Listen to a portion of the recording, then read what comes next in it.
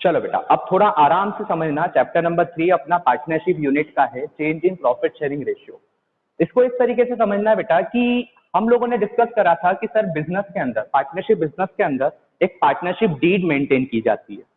मुझे अगर देखा जाए तो पार्टनरशिप डीड के अंदर एलिमेंट्स आप लोगों को याद होंगे कि क्या क्या एलिमेंट्स आते हैं। तो नेम ऑफ द पार्टनर, ठीक है, address of the partner, name of the firm, partnership firm किस बिजनेस को ऑपरेट करती है, पार्टनर्स का कैपिटल कंट्रीब्यूशन कितना है, उनका प्रॉफिट शेयरिंग रेशियो कितना है, उनको इंटरेस्ट ऑन कैपिटल कितना देना है, इंटरेस्ट ऑन ड्रॉइंग कितना चार्ज करना है, किसी पार्टनर को सैलरी, कमीशन एक्सेट्रा, बहुत सारे एलिमेंट्स इसके अंदर रहते हैं। अब बेटा कई बार बिजनेस के अंदर पार्टनर्स के बीच के रिलेशन चेंज हो सकते हैं, ठीक है। फॉर एग्जाम्पल ले लेते हैं बेटा, यहाँ पर दो पार्टनर को मैं एज्यूम कर लेता हूँ। यहाँ पर एक ले लिया मैंने राहत को, ठीक है, राहत एंड लोचन। दो पार्टनर्स अपन ने यहाँ पर ले लिए हैं, राहत एंड लोचन, दो पार्टनर्स है बेटा। अब दोनों पार्टनर्स थे यहाँ पर और दोनों का रेशियो मान लेते हैं कि अभी तक वो इक्वल रेशियो में प्रॉफिट को शेयर कर रहे थे, ठीक है। अभी तक की सिचुएशन में, अभी तक के सिनेरियो में वो पार्टनर्स जो है इक्वल रेशियो में प्रॉफिट को शेयर कर रहे थे। बट आगे चल के बेटा लोचन को ये फील हुआ कि यार मैं बिजनेस को इतना सपोर्ट कर रही हूँ, बिजनेस के अंदर मेरी सारी एक्टिविटीज ज्यादा है एज कंपेयर टू राहत। तो उस केस में बेटा कहीं ना कहीं लोचन 2 साल बाद, 3 साल बाद, 4 साल बाद या फिर 1 साल बाद ही वो बोल देगी राहत को कि अब मुझे प्रॉफिट में शेयर ज्यादा चाहिए, ठीक है। तो उस केस में राहत भी क्योंकि मान लेगी बेटा, क्योंकि बिजनेस में एक्टिविटीज को कंसीडर करते हुए राहत को भी कहना पड़ेगा चलो ठीक है आपको प्रॉफिट ज्यादा मिल जाएगा। तो अल्टीमेटली बेटा लोचन का शेयर हो गया है 2 और राहत का हो गया है 1। मतलब जो प्रॉफिट पहले इक्वली बट रहा था दोनों पार्टनर्स के बीच में, अब वो डिवाइड हो रहा है 1:2 के रेशियो में। तो यहां पर बेटा आप एक चीज ऑब्जर्व करोगे कि सर उनका पुराना रिलेशन जो था, क्योंकि हम लोग बेटा यहाँ पर पार्टनरशिप के बीच, पार्टनर्स के बीच में जो पार्टनरशिप डीड होती है उसमें इकोनॉमिक रिलेशन देखते हैं। इकोनॉमिक मतलब मनी के टर्म्स में क्या रिलेशन था। तो मनी के टर्म्स में पहले जो उनका बेटा इक्वल रिलेशन था अब वो खत्म हो गया है और न्यू रिलेशन क्या क्रिएट होकर आ गया आपके सामने, 1:2, ठीक है। और इसी टर्म को अगर मान लो पार्टनर्स के बीच में पुराना रिलेशन खत्म हो जाता है, न्यू रिलेशन एग्जिस्टेंस में आ जाता है बेटा, तो इसके लिए एक स्पेसिफिक टर्म बन के आई है आपके पास, that is reconstitution of partnership firm। तो जल्दी से हेडिंग मेंशन करो बेटा। First heading reconstitution of partnership firm।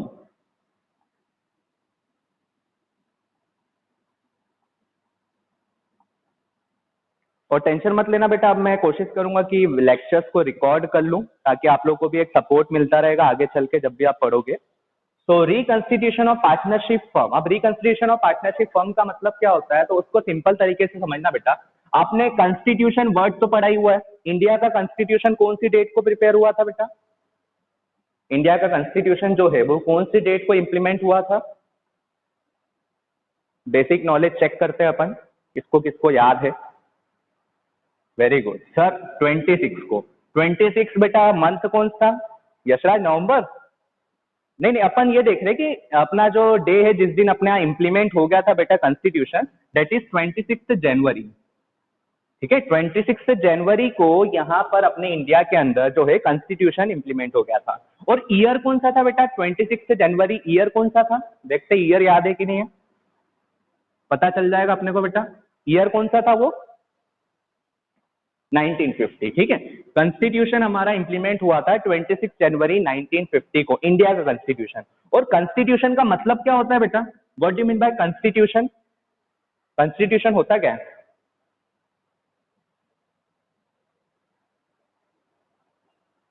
संविधान। संविधान मतलब हो जाता है बेटा rules and regulation, rights and duties जो हर एक मेंबर, हर एक कंट्री के मेंबर को फॉलो करना पड़ता है, ठीक है। Rules and regulation, rights and duties, laws, मतलब सारी गाइडलाइंस जो इंडिया के हर एक मेंबर को फॉलो करना पड़ेगा, वो होता है इंडिया का कॉन्स्टिट्यूशन, ठीक है। अब यहाँ पर पॉइंट समझना, यहाँ पर देखो कॉन्स्टिट्यूशन का मतलब तो क्लियर है कि सर रूल्स एंड रेगुलेशन। अब पार्टनरशिप के टर्म्स में अगर रिलेट करें, मतलब पार्टनर्स के बीच के रूल्स एंड रेगुलेशन जो उन्होंने डीड में लिखे थे।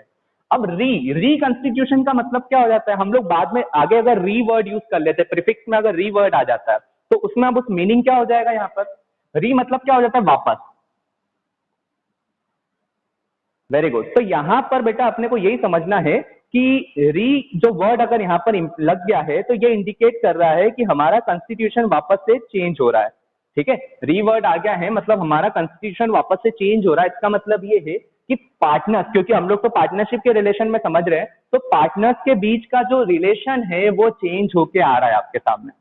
ठीक है, पार्टनर्स के बीच का जो रिलेशन है वो चेंज होके आ रहा है। अब इसको अपन डिफाइन कर सकते हैं। तो it is the process where existing economic relation between the partners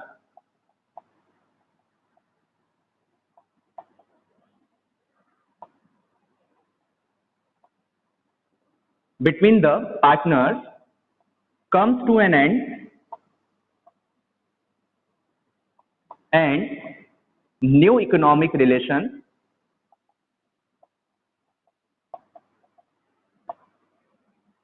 comes into existence।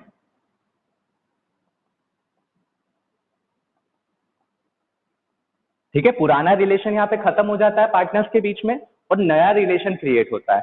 अब नया रिलेशन क्रिएट हो रहा है बेटा, तो एक वर्ड होता है डिसोल्यूशन। ठीक है, डिसोल्यूशन, हम लोग किसी भी चीज को डिसॉल्व करते हैं। वाटर के अंदर हमने सॉल्ट को डिसॉल्व करा है, तो इसका मतलब क्या होता है बेटा? ठीक है, ठीक है, अगर डिसोल्यूशन की बात करो बेटा, तो वाटर के अंदर सॉल्ट डिसॉल्व हो रहा है, तो इसका मतलब क्या होता है यहाँ पर डिसॉल्व होने का? हाँ, मिलना, मतलब यहाँ पर हम उसके अंदर घूम के पूरे खत्म हो जाएंगे। डिसॉल्व होने का मतलब क्या है कि आप किसी भी चीज को मिक्स कर रहे हो तो वो चीज जो बेटा धीरे धीरे उसके अंदर खत्म हो जाएगी। तो इसी पॉइंट को समझना बेटा, डिसोल्यूशन की अपन बात कर रहे हैं, तो यहाँ पे डिसोल्यूशन का मतलब भी ये होता है खत्म होना। ठीक है, अपने अकाउंट्स में डिसोल्यूशन भी यही सेम चीजें इंडिकेट करता है, खत्म होना। अब डिसोल्यूशन ऑफ पार्टनरशिप, क्या मैं बेटा रिकंस्टिट्यूशन ऑफ पार्टनरशिप को ये बोल सकता हूँ बेटा डिसोल्यूशन ऑफ पार्टनरशिप? क्या मैं रिकंस्टिट्यूशन ऑफ पार्टनरशिप फर्म को ये बोल सकता हूं डिसोल्यूशन ऑफ पार्टनरशिप? सोच के देखो थोड़ा सा। डिसोल्यूशन ऑफ पार्टनरशिप मतलब पार्टनरशिप का खत्म होना। क्या मैं ऐसा बोल सकता हूं कि पार्टनरशिप यहां पर उनकी पुरानी वाली खत्म हो गई है? पुरानी वाली पार्टनरशिप, आचल अब थोड़ा सा वर्ड समझना, पुरानी वाली पार्टनरशिप। क्योंकि अभी थोड़ा सा, हाँ देखो यहां पे ध्यान देना, ये पॉइंट अपने को मेंशन करना है बेटा कि reconstitution, it is also called dissolution of partnership। It is also called dissolution of partnership। अब बोल रहे होंगे sir dissolution of partnership, sir partnership कहाँ खत्म हो रही है? तो बेटा देखो दो टर्म्स होती है, एक होती है डिसोल्यूशन ऑफ पार्टनरशिप और एक होता है डिसोल्यूशन ऑफ पार्टनरशिप फर्म। दोनों अलग अलग टर्म्स है बेटा। डिसोल्यूशन ऑफ पार्टनरशिप का मतलब है कि उनका पुराना एग्रीमेंट खत्म हो गया है। ठीक है, डिसोल्यूशन ऑफ पार्टनरशिप का मतलब क्या है कि उनका पुराना एग्रीमेंट खत्म हो गया है, नया एग्रीमेंट एग्जिस्टेंस में आ गया है। और डिसोल्यूशन ऑफ पार्टनरशिप फर्म का मतलब है कि पूरी फर्म ही खत्म हो चुकी है। ठीक है, डिसोल्यूशन ऑफ पार्टनरशिप का मतलब क्या है कि उनका पुराना एग्रीमेंट खत्म हो गया है, पुराने इकोनॉमिक रिलेशंस एंड हो गए हैं, नए इकोनॉमिक रिलेशंस एग्जिस्टेंस में आ गए हैं। और डिसोल्यूशन ऑफ पार्टनरशिप फर्म, अगर इसके आगे मैं फर्म वर्ड यूज कर देता हूं तो उसका मतलब है कि पूरी फर्म जो है वो खत्म हो चुकी है। तो रिकंस्टिट्यूशन ऑफ पार्टनरशिप फर्म को हम लोग बेटा डिसोल्यूशन ऑफ पार्टनरशिप भी बोल सकते हैं। और उसका रीजन ये है क्योंकि सर यहाँ पर रिकंस्टिट्यूशन में पुराना एग्रीमेंट खत्म हो जाता है, नया एग्रीमेंट एग्जिस्टेंस में आ जाता है, इसलिए डिसोल्यूशन ऑफ पार्टनरशिप इसको यहाँ पर वर्ड यूज किया जा सकता है क्योंकि पुराना एग्रीमेंट खत्म हो रहा है। ठीक है, तो जल्दी से इतना लिख लो बेटा, यस बोल दो, फिर अपन आगे बढ़ते हैं।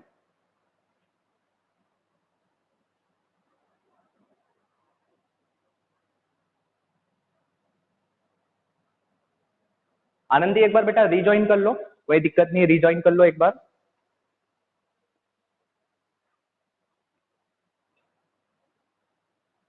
चलो बेटा ठीक है, आगे बढ़ते हैं अपन।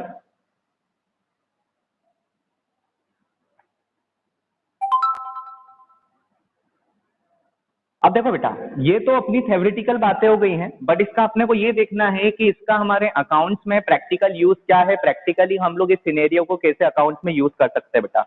अब ध्यान देना, सो अकाउंटिंग प्रोसीजर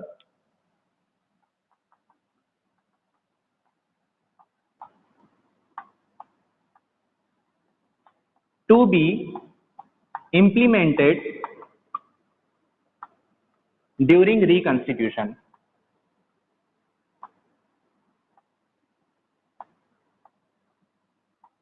रिकंस्टिट्यूशन के टाइम पे हम लोगों को क्या क्या अकाउंटिंग प्रोसीजर्स को फॉलो करना पड़ेगा? तो ध्यान देते जाना बेटा और सिंपल तरीके से समझना। पहले तो रिकंस्टिट्यूशन का मतलब क्या होता है सर? पुराना इकोनॉमिक इकोनॉमिक रिलेशन खत्म हो गया है, नया इकोनॉमिक रिलेशन क्रिएट हो गया है। मतलब पुराने जो हमारे टर्म्स कंडीशंस थे पार्टनरशिप डीड के वो एंड हो गए इन टर्म्स ऑफ मनी। ठीक है, जैसे अपन ने एग्जांपल लिया राहत और लोचन के बीच में रेशियो चेंज हो गया है, तो ये एक इकोनॉमिक रिलेशन है और इसी को हम लोग कंटिन्यू करते चलेंगे। तो यहाँ पर जो बेसिकली बेटा अपन यहाँ पे नोटिस करेंगे वो मनी के टर्म्स में रेशियो, प्रॉफिट शेयरिंग रेशियो है ना, उसके टर्म्स में हम लोग सारे चैप्टर्स को डिस्कस करने वाले हैं बेटा। अब यहाँ पे डिस्कस करते हैं अपन फर्स्ट एडजस्टमेंट जो आपको रिकंस्टिट्यूशन में करना पड़ता है बेटा, calculation of gaining and sacrificing ratio. Calculation of gaining and sacrificing ratio. ठीक है, अब ये क्यों कैलकुलेट करते हैं? तो बेटा देखो रिकंस्टिट्यूशन हो रहा है, मान लो जैसे राहत और लोचन का ही मैं वापस एग्जांपल लेता हूं बेटा। राहत और लोचन के बीच में पहले प्रॉफिट शेयरिंग रेशियो 1:1 था और अब हो गया बेटा 1:2। तो कहीं ना कहीं आप एक चीज ऑब्जर्व करोगे, प्रैक्टिकली देख के बताना बेटा, कि जहां पर पहले 100 रुपीज का प्रॉफिट अगर होता था तो उसको अगर 1:1 में डिवाइड करें, 100 नहीं लेते अपन, इसको 90 कर लेते हैं। तो 90 रुपीज का अगर प्रॉफिट होता था तो 1:1 में डिवाइड करते थे तो इसको 45 मिलता था, इसको 45 मिलता था। ठीक है, बट इन केस अगर सेम 90 का प्रॉफिट आज अगर हमको होता है और रेशियो अगर चेंज हो जाता है 1:2 हो जाता है, तो 90 को अगर 1:2 में डिवाइड करोगे तो अब इसको कितना मिल रहा है? 30 मिल रहा है, और अब इसको कितना मिल जाएगा? 60 मिल जाएगा। ठीक है, 30:60 में हम लोग प्रॉफिट को डिवाइड कर रहे हैं। तो आप अल्टीमेटली क्या ऑब्जर्व कर रहे हो बेटा? कौन अपना शेयर सेक्रीफाइस कर चुका है और कौन अपना शेयर गेन कर चुका है इस सिनेरियो में? अगर आप ऑब्जर्व करके बताओ तो यहाँ पर बेटा इस सिनेरियो में कौन अपना शेयर सेक्रीफाइस कर चुका है और कौन गेन कर गया है? Very good. अगर यहाँ देखोगे तो सर राहत ने अपना शेयर सेक्रीफाइस कर दिया है, क्योंकि अब इसको बेटा कंपेयर करें तो 15 रुपए का कम प्रॉफिट मिलेगा। ठीक है, और लोचन ने यहाँ पर बेटा 15 रुपीज का प्रॉफिट जो है वो गेन कर लिया है। ठीक है, 15 रुपीज का प्रॉफिट जो है गेन कर लिया है। तो बेटा जब भी हमारा रिकंस्टिट्यूशन हो रहा है तो हम लोगों को क्योंकि लीगल तरीके से, फेयर तरीके से सभी पार्टनर्स के बीच में ट्रीटमेंट करना पड़ता है, तो पहला एडजस्टमेंट जो हमको प्रोवाइड करना है बेटा, calculation of gaining and sacrificing ratio. पता करो कि कौन गेन कर रहा है, पता करो कि कौन सेक्रीफाइस कर रहा है, क्योंकि उस रेशियो का काम हमको अगली स्टेप में काम आएगा बेटा। सेकेंड एडजस्टमेंट जो हम लोगों को अकाउंटिंग प्रोसीजर में करना पड़ता है बेटा, treatment of existing reserves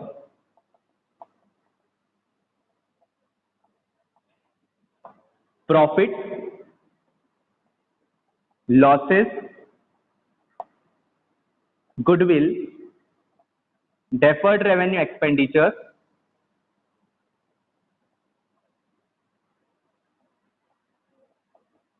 appearing in balance sheet। अब रिकंस्टिट्यूशन के टाइम पे बेटा जब भी पार्टनर्स के बीच में इकोनॉमिक रिलेशन चेंज हो रहा है तो सेकेंड एडजस्टमेंट किया जाता है कि अगर आपके पास बेटा रिकंस्टिट्यूशन की डेट को कोई सा एग्जिस्टिंग रिजर्व रखा हुआ, रिकंस्टिट्यूशन की डेट को अगर आपके पास कोई सा अनडिस्ट्रीब्यूटेड प्रॉफिट रखा है, मतलब ऐसा प्रॉफिट जो बटा ही नहीं है, क्योंकि बैलेंस शीट में जो भी चीजें दिख रही है बेटा वो क्या इंडिकेट करती है कि ये चीजें खत्म नहीं हुई है, हमारे पास अभी भी रखी हुई है। बैलेंस शीट मतलब बैलेंसेस की शीट जो खत्म नहीं हुई है। तो प्रॉफिट अगर बैलेंस शीट में दिख रहा है इसका मतलब है कि ये प्रॉफिट अभी पार्टनर्स को बांटा नहीं है आपने। लॉसेस अगर बैलेंस शीट में दिख रहे हैं मतलब वो लॉसेस अभी पार्टनर्स के बीच में खत्म नहीं हुए हैं। गुडविल अगर आपकी बैलेंस शीट में दिख रही है तो ये ओल्ड गुडविल है, जिसका ट्रीटमेंट एज 26 ने बेटा आपको सिखाया हुआ है गुडविल वाले चैप्टर में। उसको थोड़ा सा रिवाइज करके रखना, अपन कल की क्लास में उसको डिस्कस करेंगे। तो गुडविल वाला टॉपिक को थोड़ा रिवाइज कर लेना। तो एग्जिस्टिंग गुडविल मींस अगर आपके पास गुडविल अपीयर हो रही है बैलेंस शीट के अंदर। डेफर्ड रेवेन्यू एक्सपेंडिचर्स मतलब ऐसे खर्चे जो अभी राइट ऑफ करना बाकी हैं, आप उसको अलग अलग ईयर्स में राइट ऑफ करते थे। 11th क्लास का एग्जांपल याद होगा बेटा, मैंने एडवर्टीजमेंट एक्सपेंडिचर आपको बोला था कि शाहरुख खान अगर एडवर्टीजमेंट कर रहा है तो 30 करोड़ का पेमेंट ले रहा है। अब 30 करोड़ हमारे लिए खर्चा तो हो गया है, बट उसको हम लोग एक साल में राइट ऑफ नहीं करते हैं, हम लोग उसको कई ईयर्स में राइट ऑफ करते हैं, चेक करते हैं कि उसका बेनिफिट कितने सालों तक मिलेगा। शाहरुख खान के एडवर्टीजमेंट से अगर हमको 10 साल तक बेनिफिट मिल रहा है तो हम लोग 30 करोड़ को 10 साल तक खत्म करते जाते हैं बेटा। तो कहीं ना कहीं हर साल हमारे पास कुछ रिमेनिंग एक्सपेंडिचर बचता है जो आपको अगले साल खत्म करना है। तो उस एक्सपेंडिचर को हम लोग as a fictitious asset, imaginary asset के फॉर्म में शो करते हैं। तो डेफर्ड रेवेन्यू एक्सपेंडिचर भी आपके पास अवेलेबल हो सकते हैं बैलेंस शीट के अंदर। नेक्स्ट हो सकता है बेटा आपके पास और भी कुछ एडजस्टमेंट जो पार्टनर्स के बीच में आपको खत्म करना कंपलसरी है, क्योंकि अब रिकंस्टिट्यूशन हो रहा है बेटा। ठीक है, रिकंस्टिट्यूशन मतलब अब ये नई दुनिया में जा रहे हैं। तुम तो ये समझना, रिकंस्टिट्यूशन का मतलब है कि पुरानी दुनिया को छोड़ के नई दुनिया में जा रहे हैं। तो अगर आप कोई नई दुनिया में जा रहे हो बेटा, तो नई दुनिया में जाने के लिए हम लोगों को नए सिनेरियो के साथ रहना सीखना पड़ेगा, तो पुरानी चीजों को खत्म कर दो या फिर एडजस्ट करना पड़ेगा बेटा। ठीक है, तो यहाँ पर भी वही टर्म रहेगी। तो second treatment will be of treatment of existing reserve, profit, losses, goodwill, deferred revenue expenditure etcetera. तीसरा हम लोग करते हैं बेटा एडजस्टमेंट ऑफ रीवैल्यूड गुडविल। ये सब धीरे धीरे समझ में आएगा, अभी एकदम से अपन खा नहीं सकते, क्योंकि ये पूरा एक कंप्लीट क्वेश्चन आपके सामने बनने वाला है। तो third adjustment will be of adjustment of revalued goodwill. Fourth adjustment will be of revaluation of asset and reassessment of liabilities. ये फोर्थ एडजस्टमेंट रहेगा, जिसमें हम लोग रिकंस्टिट्यूशन के टाइम पे हमारे पास जो एसेट्स और लाइबिलिटीज रखी हुई है, जिसका पेमेंट करना है, जो कि एसेट्स हमारे पास कुछ अवेलेबल है, तो उनका वैल्यूएशन किया जाता है वापस से, क्योंकि हम नई दुनिया में जाने वाले हैं, तो नई वैल्यूज को कंसिडर करके हमको आगे चलना पड़ता है। Then preparation of partners capital account. ठीक है, फिर नया पार्टनर्स कैपिटल अकाउंट प्रिपेयर होता है, जो नई दुनिया के लिए अपने को रेडी करना है, मतलब रिकंस्टिट्यूशन के बाद के लिए रेडी करना है। और फाइनली इन सारों का इफेक्ट देते हुए हम लोग प्रिपेयर करते हैं बेटा बैलेंस शीट। ठीक है, तो ये सारे एडजस्टमेंट जो है वो हमको इफेक्ट प्रोवाइड करना पड़ता है। और ये एडजस्टमेंट्स बेटा कम से कम अभी क्लास खत्म होने के बाद 5 बार रीड कर लेना, क्योंकि ये एडजस्टमेंट आपको चैप्टर नंबर 3 में तो काम आएंगे ही, 4 में भी काम आएंगे, 5 में भी काम आएंगे और 6 में भी काम आएंगे। ठीक है, यही एडजस्टमेंट हम लोग 3, 4, 5, 6 तक काम में लेंगे। और इसके ऊपर एक और बात बोल देता हूं बेटा, एग्जाम में 8 मार्क्स का तो क्वेश्चन कंफर्म आएगा। ये कंप्लीट क्वेश्चन को फॉलो करता है बेटा, ये कंप्लीट क्वेश्चन में सारे एडजस्टमेंट्स प्रोवाइड करने पड़ते हैं। तो 8 मार्क्स का क्वेश्चन आप कंफर्म समझ लो। तो इन एडजस्टमेंट्स को बार बार रीड आउट करते रहना, क्योंकि जब मैं क्वेश्चन करवाऊंगा तो आपसे पूछते जाऊंगा कि इसके बाद कौन सा एडजस्टमेंट है, इसके बाद कौन सा एडजस्टमेंट है, तो वो याद करते चलना बेटा, दिक्कत नहीं आएगी आपको फिर। चलो कंप्लीट हो गया आपका, यस बोल दो।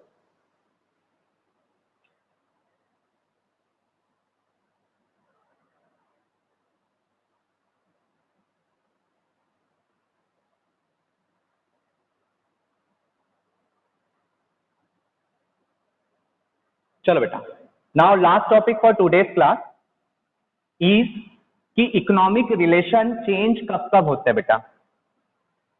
अब अपने को देखना है कि पार्टनर्स के बीच के जो इकोनॉमिक रिलेशंस होते हैं वो चेंज कब कब होते हैं, वो अपन डिस्कस कर लेते हैं, उसके बाद अपन एंड कर देते हैं। सिंपल सा टॉपिक है ये भी, और ये वैसे याद करने की कोई जरूरत नहीं पड़ेगी जो अगला टॉपिक बताऊंगा, क्योंकि वो ऑलरेडी कुछ और नहीं है बेटा, ये चैप्टर्स के नाम है। आप भी ऑब्जर्व करना, जब ये कंप्लीट हो जाएगा ना टॉपिक, तो इंडेक्स ओपन करना, इंडेक्स में चेक करोगे तो ये चैप्टर्स के नाम मिलेंगे आपको। So conditions, reason for reconstitution. Reconstitution के पीछे क्या क्या रीजंस होते हैं?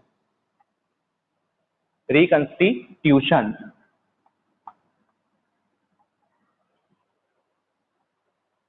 चलो बेटा, तो फर्स्ट रीजन रहता है बेटा change in profit sharing ratio. कि रिकंस्टिट्यूशन कब होगा? जब पार्टनर्स के बीच में प्रॉफिट शेयरिंग रेशियो चेंज होगा।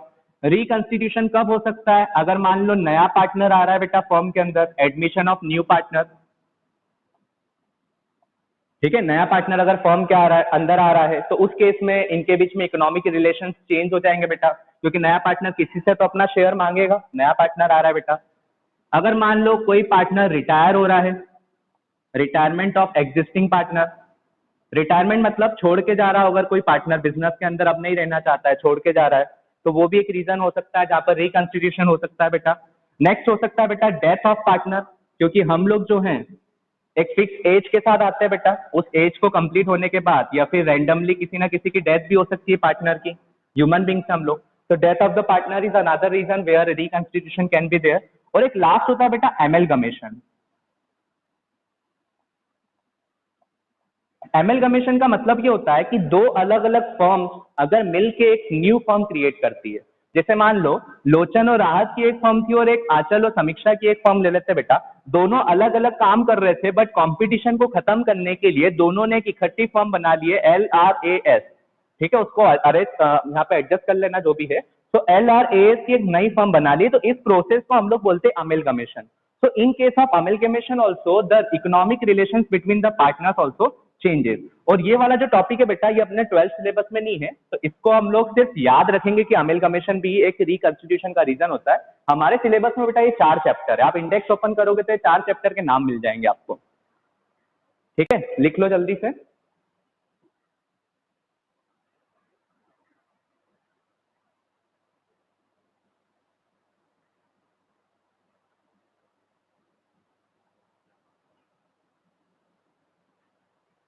चलो ठीक है, बाकी हम लोग बेटा कल की क्लास में डिस्कस करते हैं, आगे उसको बढ़ाते जाते हैं। आप रिवाइज करते रहना, क्योंकि अब थोड़ा सा सीरियस मोड में आना है, आपका अकाउंटेंसी होने वाली। चलो, thank you, bye, take care.